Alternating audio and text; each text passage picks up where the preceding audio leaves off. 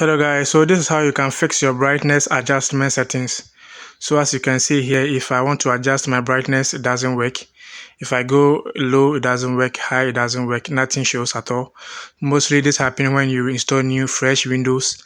So do this when you have a new Windows or something like that, or if yours is not working at all. Open File Manager and right click on this PC and click on Manage. So let's open and click on Device Manager. Okay, and search for display adapter. Search for display adapters.